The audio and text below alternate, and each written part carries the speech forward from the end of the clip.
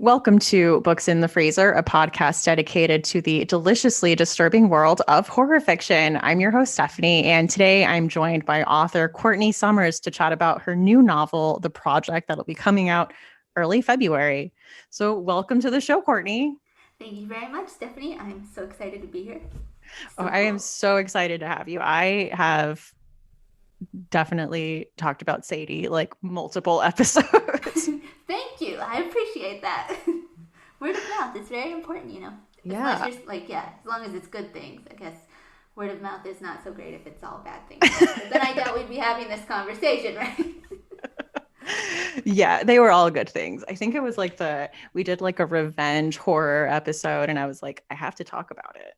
I've been going through the backlist on your backlist. Is that what they call old I older think so. Yeah. episodes of Pod? Backlog, Yeah, yeah, the backlog, backlog. I've been backlist. working through it. I started with like the Emily Danforth interview, which I loved, and I have Plain Bad Heroines. I have to read it, and I just that did not help my urge and my need to read it now. And it's like I can't read right now, but it's all I want to do is read that book because of your podcast.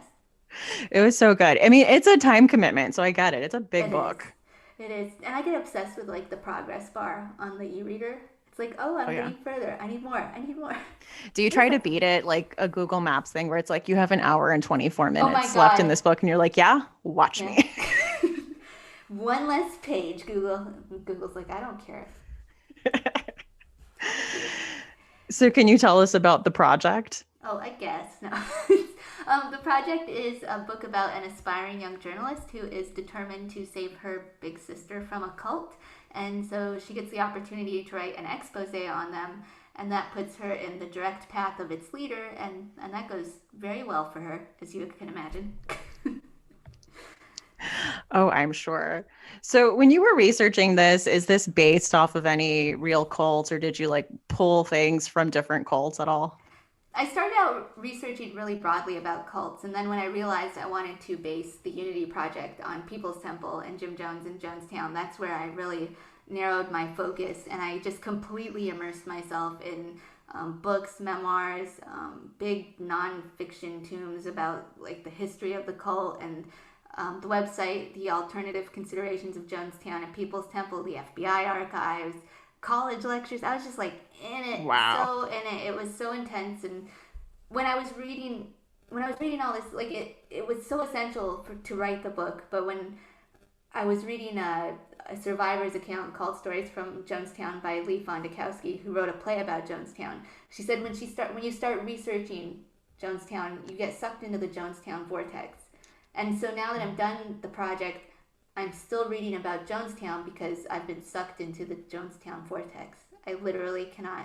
I can't stop. I don't. And it's just intense. Like it's just there's so many layers to it.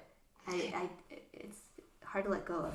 Yeah. So do you think there might be any more cult themed projects then coming from all this vortex?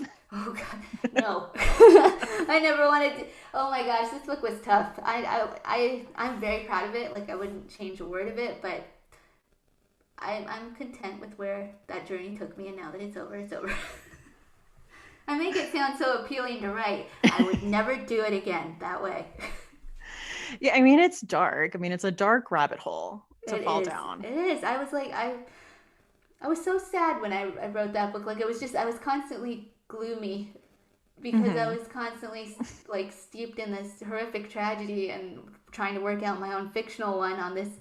It got to be it was a really tight deadline toward the end, and I just look back at that time and I'm like, how, like, did I smile ever? Like, Was no, there any happiness at all? no, no. It was not. It was my unhappy period, I guess. Like Picasso had his blue period. This was the no the vortex period, I guess.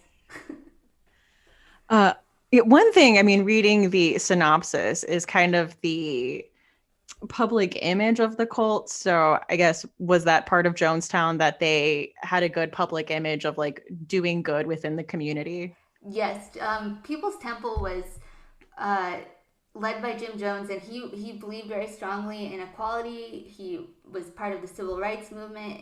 He thought everyone should have food and shelter, and they should have health care, and they should be looked after, and they should be loved. Like, and they did a ton of good in their communities in the name of this in this of well, it was a church. It started out as a church.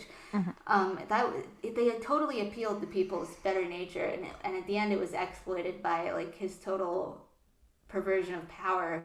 But everyone who seemed to come into people's temple, they did it out of faith in God or faith in each other, and they really wanted to see the world turn into a better place. And that's what makes it even more heartbreaking. Because like when we think of cults, we always think of like the compound on the hill. It's like the world's gonna end tomorrow, get in the bunker and don't talk to outsiders. But it's a lot more like, I mean, those cults exist, but there's so many insidious everyday cults. You could turn around and find yourself in one right now. No, don't quote me on that, anyone. That's not like an official cult factoid. No, I know what you mean. And not to make this about me, but I grew up in like a Christian fundamentalist cult, and it was very, community oriented. It was very positive, and it just seemed like a very tight knit community. And it's not until you get some distance from it that you're like, oh, that was a cult. Yeah, like basically, like the power of community and personal connection should like never ever be underestimated. And Deborah Blakey, I think, or Deborah. Oh, she had a survivor of Jonestown. Deborah Layton. Sorry. She said nobody believes they join a cult. You join like a church. You join a political movement. You join a social rights movement or something, and then later you find out something's changed. This is not what it started out as, and by that point, it's too late to get out. Yeah. Yeah. Yeah, it's like a very slow summer. And I mean, people join in. Like, I know people are still at like the church I grew up in, and people are still like joining it all the time, which I think is crazy. But I'm on the other side of it. Right? I'm on the other side of it. But it's just amazing how the perspective, just the differing. I don't know. I just think it's fascinating, really. Like I could see in all my research how you'd end up in people's temple. Like that's the thing. The more I read, the more I was like, yeah, I'd be there in a heartbeat. Like you have this very, I mean, Jim Jones used to say he could like cure people of cancer, and he performed miracles and things. And if someone who claimed to have that much power looked at you and made you feel chosen, like, oh yeah, wouldn't you be like, me? Okay, like really me? Okay. I always want to feel special. It's just who I am. And I think that's important to have empathy with, because I think people looking at cults in general tend to be like, what idiots that they got sucked into this thing. And I think empathy is important. It's especially like, I mean, if the last 4 years taught us anything, it's like the absence of empathy is horrific. It is terrible. It takes us dangerous places, and we don't want to admit we have such a human frailty, to be so easily swayed by wanting to bond with other people. Like it all seems so weak, but it's so very human. And I think to deny that impulse in all of us is just to deny empathy to the people who need it most, because that's how they stay isolated in these situations. You're removing yourself from the possibility and othering their experience, and then they have no one to turn to because they feel judged. I mean, empathy all around is just a very good thing. More empathy, please. Empathy all around. And I mean, oftentimes too, that kind of strengthens the bond to your cult when it's like other people just don't understand. You have this secret knowledge, and other people are going to say that sounds crazy, and that's because they don't have the faith that you have, or they don't know this like special thing that you know. And like that's why you're different. Exactly. And it's like, it's also, I think when you put it in that kind of, when you put it that way, it's like suddenly you have to see past the obvious villain and realize that from the outside you're contributing to a culture that is helping isolate and helping these terrible people thrive, because you're refusing to acknowledge what they're going through. You're rejecting it so thoroughly that all they have is what they can believe in, and it's someone who believes in them. It's just like a cycle it's like a snake eating its own tail or something. But we don't want to admit we have any part in that. Like I can say like Lev Warren in the project is the bad guy, but what facilitates Lev Warren? What makes it possible for him to succeed? Mm-hmm. It's all of us. The monster was us all along. You never suspect you're the monster. Yeah. Look in the mirror. No. Wait, I always suspect that I'm the monster. I'm a very cruel author. I've never written a happy book in my life. Oh man, so I'm supposed to just expect devastation. Yes. I Okay. mean, if I'm doing my job, yes. Okay. I hope so. I'm not, like, I would never want anyone to walk away from one of my novels feeling content. That would upset me. I think, well, you definitely did the job in Sadie. Thank you. I'll be answering for that book for the rest of my life. And I thought that would be impossible because I shouldn't, like, a dog died in my first book, and I'm like, well, that's a choice I wish I could unmake because that's the choice I'm going to hear about forever. But now it's Sadie's ending. Well, they have those like, does the dog die sites? Because I know some people Yeah. are like, listen, I don't care. You could torture like 8 of these characters. You could like pull all their teeth out and kill their whole family in front of them. Leave the dog alone. Yeah.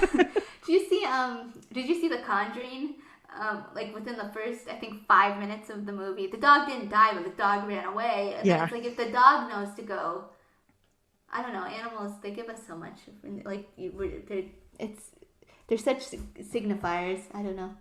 I'm glad the dog didn't die in that. I don't know why I brought that up. That didn't even have a tangential. That wasn't even like related. I was just thinking of The Conjuring and that smart dog. That dog earned his life. He ran. He was smart. What were we watching with the Patreon group? Oh, we were watching Ginger Snaps. That has a lot of dog death. Oh my god, it does. I haven't seen that in years and years and years. That's Canadian, isn't it? Yep. Yeah. That's a good movie. I mean, I don't like animal torture or animal death either. I was just like, I just never thought that I'd work past that moment in my career where everyone was mad at me for that. Now they're mad at me for a new thing. I was like, wow, Sadie must have worked for everyone to forget about the dog. Maybe you'll have to answer for something in the project. Like, we don't know. There is a dog in the project, and it doesn't die. Okay. That's an exclusive. I gave you an exclusive. Okay. Exclusive, everyone. The dog lives. Lives. You can get attached. It's okay. Oh, man. So when you were writing the project, what part of it came first? Or, like, how did it become what it is? Oh, my gosh. When I start a book, it's just like a general mess. So I'm trying to think, like, which part of this disaster first formed in my mind. The project initially started, it had a lot of mixed media in it. It had like newspapers recounting the cult, which was just it didn't work. So I would just say, like, what first came was I was building a cult around, like, through the voice of like a newspaper article. That's what I remember the most, and like the non-fiction-y vibe. It had a whole non-fiction conceit in very, very early drafts. So I would say the cult kind of ish came first. I don't know. It's been so long. This is the worst part about podcasts is I'm supposed to come on here and be a professional, and like 99% of my answers are like, I don't remember doing that, and I don't remember how I did. It just happened. So with the project, we're not dealing with like mixed media as much as we were in Sadie. Anything. It's a straightforward. I guess it's got two narratives. It's dual POV, and they take place during I don't know, like about 7 years, over 5 or 7 years, a period of years. And it's not linear, so it still has a unique structure that I really enjoy digging into. But there's no different formats or mixed media elements because it just didn't end up working. And I think that would have been too like Sadie, and I already had 2 more sisters in this book, so. Oh yeah, that is a similarity, like a sister. Yeah. In this case, saving another sister, right? Not going out for revenge. No. Well, kind of, but yeah. Give her time. No. Everything can be a revenge story if you let it. No. Yeah, that's another question I get a lot, is why I decided to tell another sister story. And I just think, Supernatural had 300 odd brother episodes. Why can't I have 2 books with sisters in them? Why? Exactly. Thank you. I love that. Do you have siblings? I do. I have an older sister. I'm the baby sister. Do you? Aww. I do. I have a younger sister and a younger stepbrother. Do you feel like a real Like, what's it like being an eldest sibling? I'm like, I totally am that younger, annoying sister. Can't even guess like if there's a layer of responsibility there because I'm the younger sister and I don't care. No. Yeah, there definitely Yeah. was like all the responsibility came on me. I was like held to like the higher standard for like grades and everything. I was Gosh, the guinea man. pig, so my parents were super strict with me. And then my sister's 6 years younger. So like when I went away to college, my sister was like becoming a teenager and she would tell me how she was like out with her friends, like going and Right. doing stuff. And I'm like, you Oh, know who never got to go out with their friends? it was me. The oldest sacrifices so much. It's unfair. And then my brother just got to like chill and do whatever. And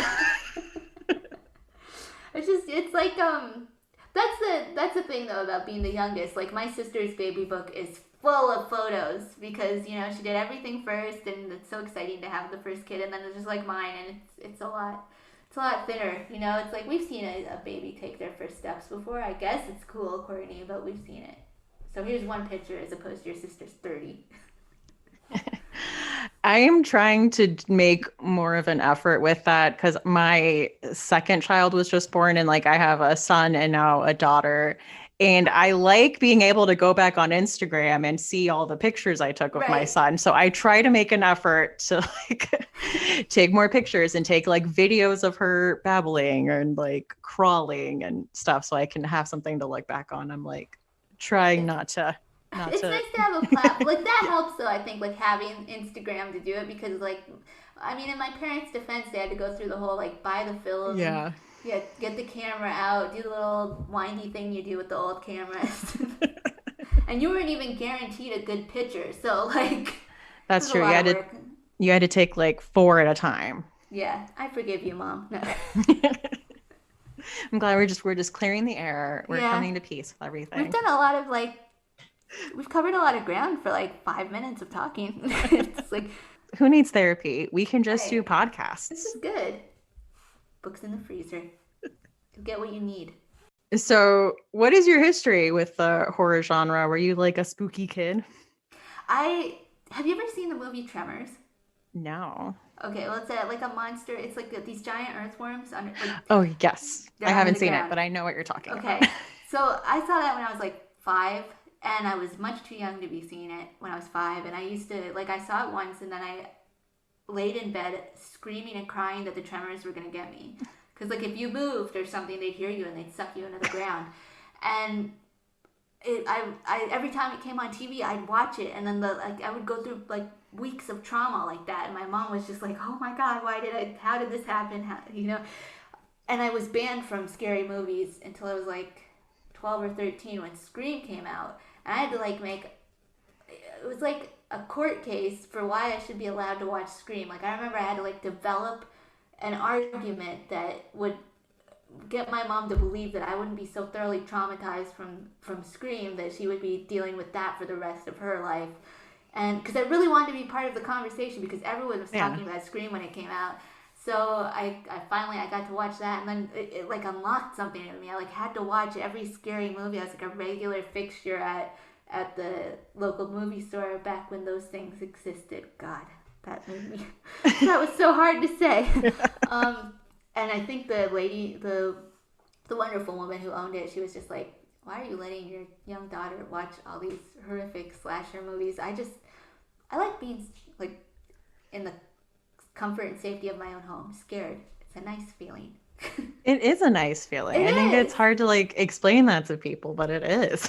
It is. You just feel so alive. Like I love it, and Yeah. it's nice. I don't know. There's something also like reliably comforting about a horror movie. I like when you get to that point where you can predict the cat's gonna jump out of the closet. I mean, sometimes when you don't want to be like surprised, but you just want that creepy vibe. You just pick Yeah. up like a Friday the 13th or something, and it just feels like a blanket.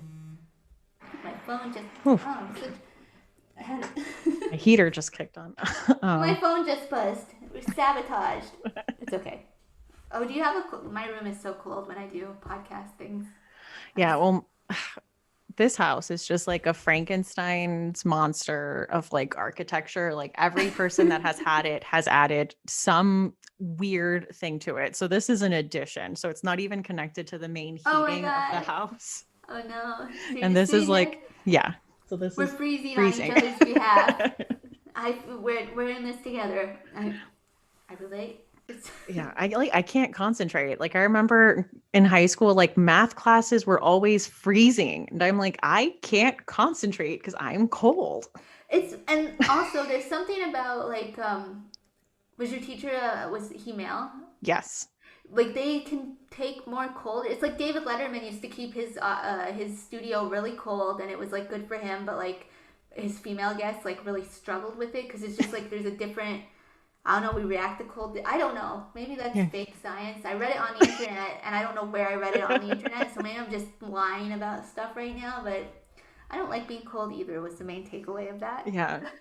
So you kind of started your descent into horror like in your early teens. Yeah, definitely. And I just I don't know. I've just always been that kind of personality. I guess I don't enjoy happy things. But you weren't like a Goosebumps kid or like a Oh, I Christopher love Pike kid. Goosebumps. I love Christopher Pike. I loved Are You Afraid of the Dark? Did you watch that? Oh So yeah, I good. loved that. Did you see the episode where like the thing was in the swimming pool? Yes. That's my favorite. That was so scary. I was scared of like the bath for a while there because of that. It was. I thought he'd come out like he was like a angry, bubbly. He was in the swimming pool, but he got through like with the drains and stuff. Oh yeah. I think the one that scared me the most was like the one where the girl got dared to go into the empty house next door and there was like a deaf girl trapped in the mirror. Oh I'm yeah, like, I think yeah. Okay, they got like really existential for like a 30-minute kids show. I was like, is there life after death? Am I gonna be okay? Why are all the ghosts angry? And then you had like those that Zorro or wait, was it Zorro? No, the shopkeeper. oh yeah, I can't. It starts with the Z, I feel like, but I Yeah, can't think of what it I'm, is. But yeah, like her story was like her family moved and just forgot her in the house. And I'm like, what? that's oh my god, who's the worst evil there? The house or like the parents? Yeah, Just and then they get reunited at the end. And I'm like, but what? oh, were they out of time or something too?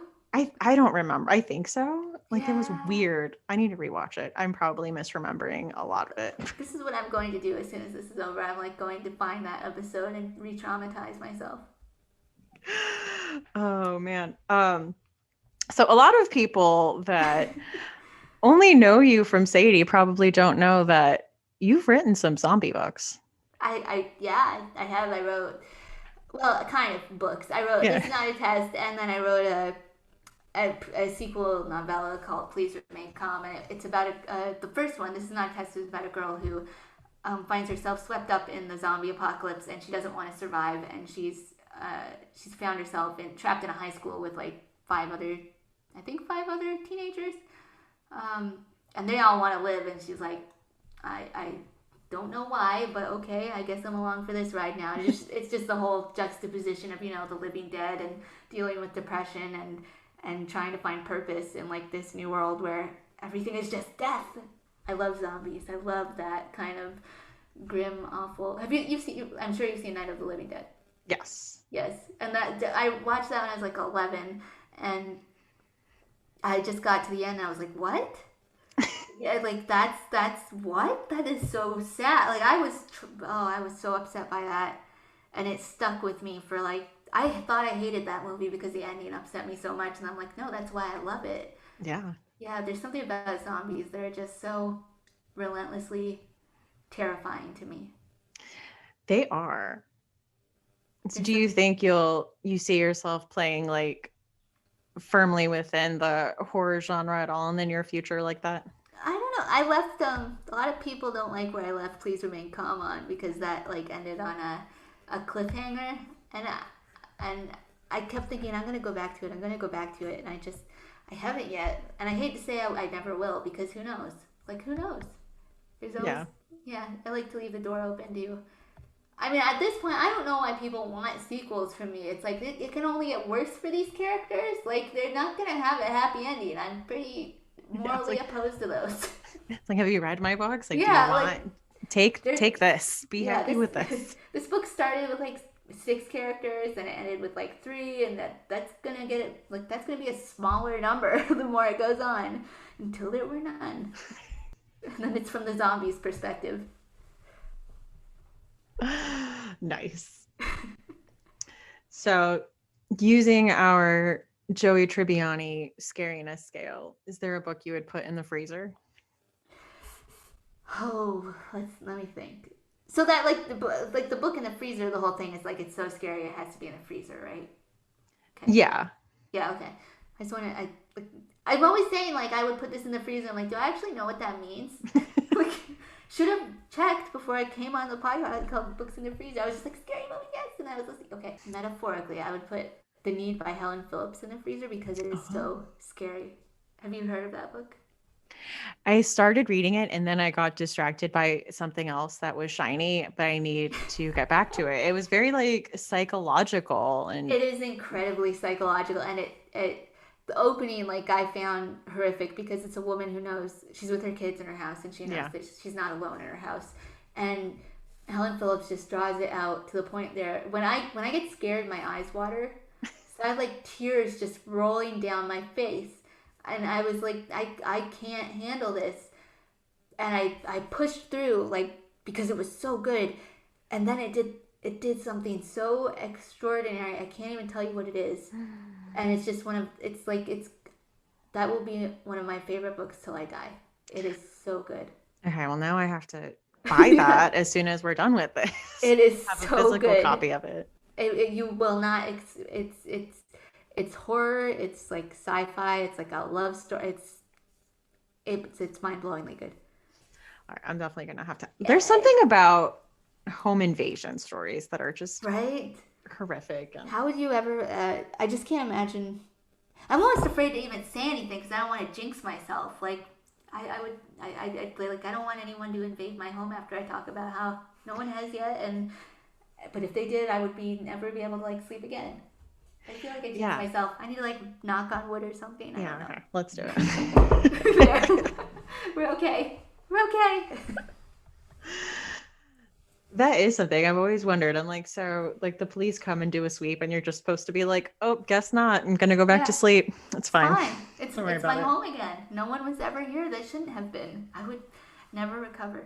So I do have some questions from Patreon supporters. Yay. Yeah. Danielle wanted to know, how did the story for Sadie come about? Like, how did you come up with the concept? With Sadie, I was like really, I think Serial had just ended and I found the whole concept of it very interesting. I think it's really interesting when we commodify violence against young women and girls. Like I like true crime. I think I listen to it. I read it. But at the heart of these stories, the victims are often women. They've gone through very horrific things, and it's been turned into like bingeable content. So I really wanted to write a novel that sort of engaged with the question of why we like the things we do, why and what the consequence of that is. Like it's not an indictment against people who listen to true crime, and it's not an indictment against true crime itself. It's just sort of asking everyone to engage with media more like thoughtfully if they can, because a story that is someone else's that is being turned into entertainment, can only inevitably come at their expense, I think, depending on the story and who's telling it and how they're telling it. And I just think it's worth sort of examining those questions. Though I don't pretend to have any answers to them. I just want to ask them. I mean, I think it's a tough question to have like any answer to. I think we all just need to work through it. It's just mindfulness. Like I think any level of mindfulness is good to approach content with.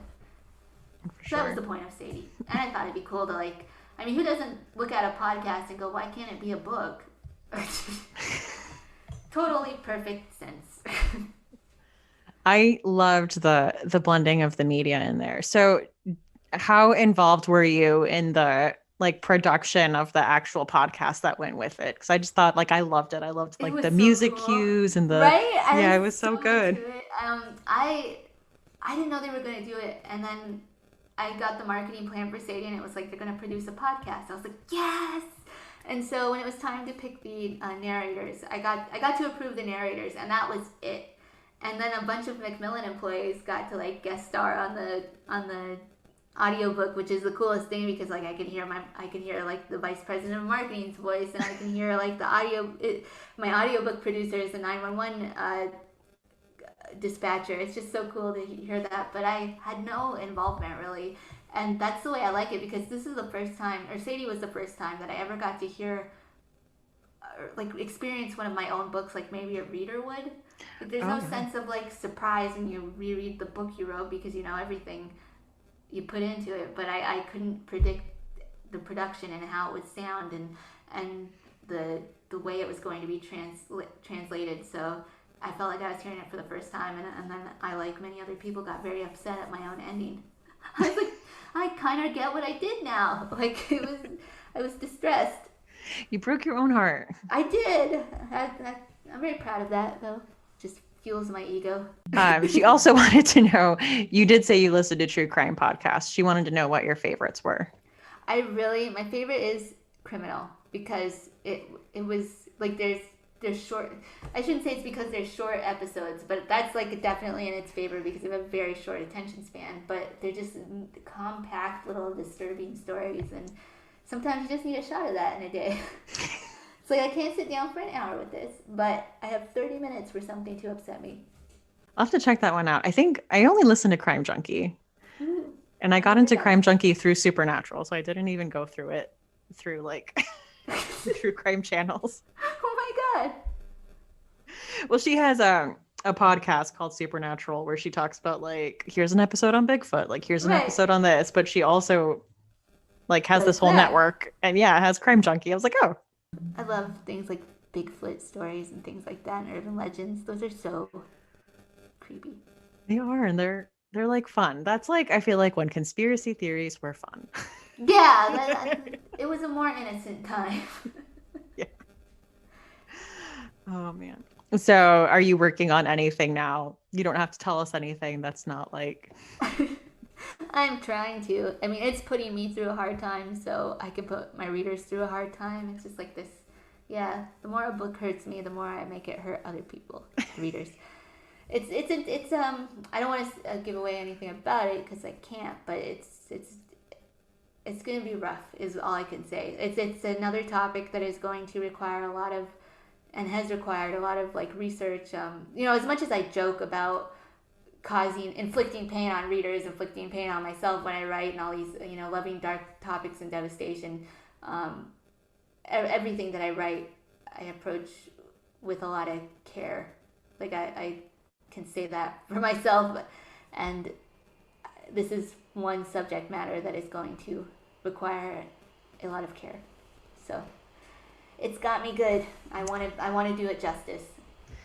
I don't think I'm ready for the emotional devastation already. That's what I like to hear, though. That's the energy I want people to bring into my books, like total trepidation and fear.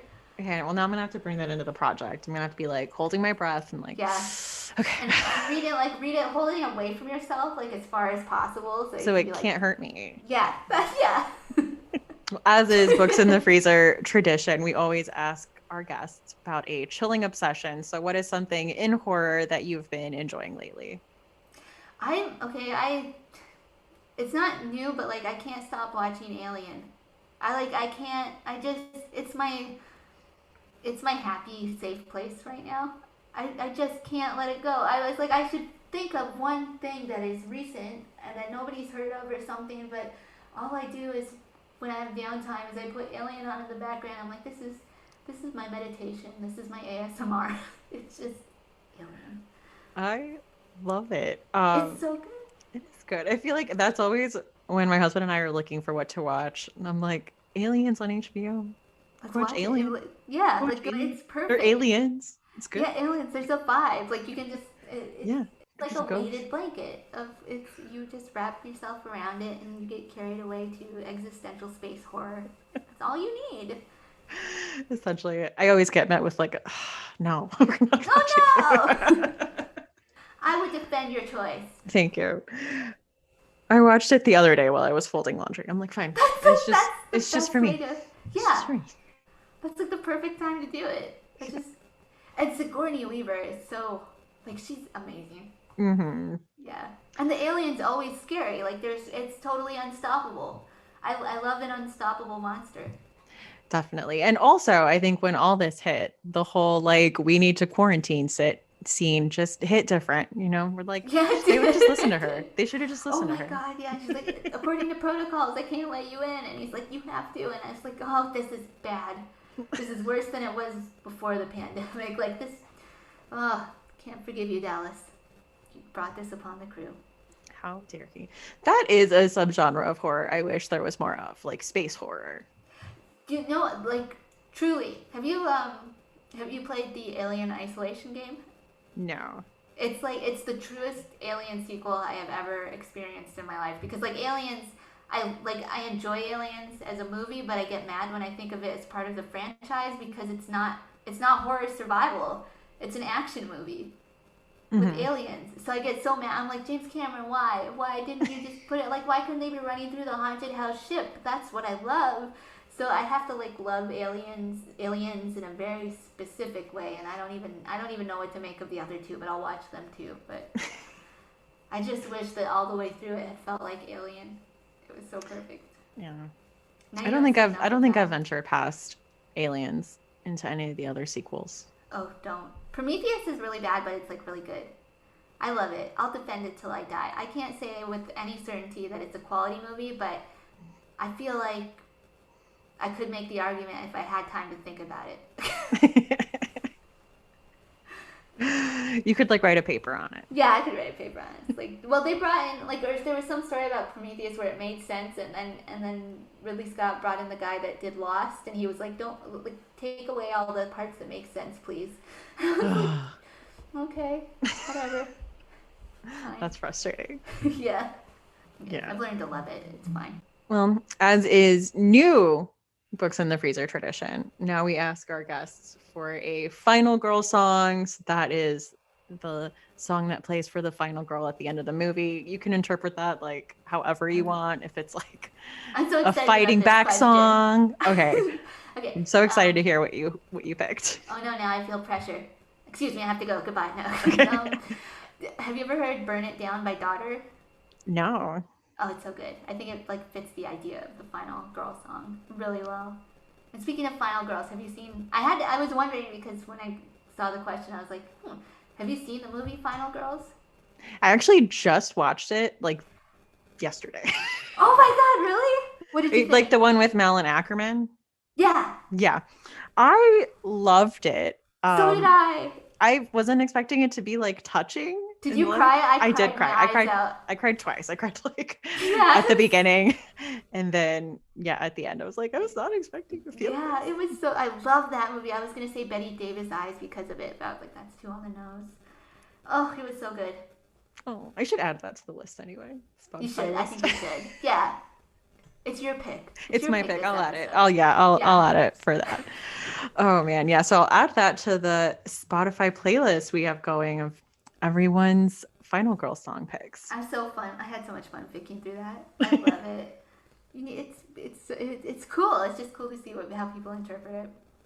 It is, and there's been a lot of like different interpretations. So like the energy is kind of all over the place, but I like that about it. It's like like a certain kind of chaos, you know. Yeah. It's like the horror genre trademark. A certain kind of chaos. Well, thank you so much for taking time out of your day and coming on to talk with me. Thank you for having me. This was really fun. Even though like I think I dedicated way too much time to like unpacking the whole dead dog thing. I think we all have forgiven you for that. It's fine. Okay. I feel really guilty about it. Honestly, I do. So I can't let it go. It's fine. I think you've paid your penance. Now people are mad at you for Sadie. It's fine. Yeah, it's an evolution of art. I'm progressing. I'm growing. To like just make more and more upsetting things. Yeah. So then that's the least of it. People forget my lesser sins for my greater ones. I like it. I feel like it's a great tactic. Thank you. Approved by Stephanie. Blame her. It's her fault. I'll take it. It's fine. Okay. Thank you. So where can people find you online? They can find me at CourtneySummers.ca. They can find me on Instagram at SummersCourtney and Twitter at Courtney_S. Nice. And everyone needs to go buy the project. And I will say, we were just talking about it before, but it's a very cool hardcover. You take It is so cool. I love it. Yeah, you take the dust jacket off and it says like there is no flaw in you Dun, dun, on the dun. cover. And then you open it and the end pages are red. And they say you've been chosen, which is so ominous. I loved it. I was like, this is not just a hardcover, it's a mood. It's a lifestyle, it's a commitment. Well, there's something like if I own something physically, I love when it has like a little something. Yeah. This has a little something. I love things. I was like, can you just bling this out? Because I love that stuff. I'm just like the easiest target for consumerism, I think, sometimes. But if it looks cool, I want it. So I know who I am. So. Oh God, we have our little knickknacks. I'm like that too. Yeah, it's how we live. And in a pandemic, who can judge you for like these little pieces of happiness? Yeah. Yes. It's pretty. I want it. I love this. Perfect. Books in the Freezer is a bi-weekly podcast. We post episodes every other Tuesday. You can find us on Twitter at BooksFreezerPod, on Instagram at BooksInTheFreezer, and at Facebook.com/BooksInTheFreezer. If you would like to support the show, we are on Patreon at patreon.com/BooksInTheFreezer. There's a $1, $3, and a $5 level. If you would like to support, there's a bunch of cool perks like getting episodes early or finding out what episodes are going to be before they're posted or recorded. There's also like a group chat and movie nights that we do and some bonus episodes. Like currently my husband and I just made our way through Stephen King's The Stand and we recorded some episodes, and now we are going to watch the adaptation and record some episodes on that. So you can check all that out on patreon.com/booksinthefreezer. Another way to support the show is to use our Amazon affiliate link. You basically just do your normal Amazon shopping, but click our link first.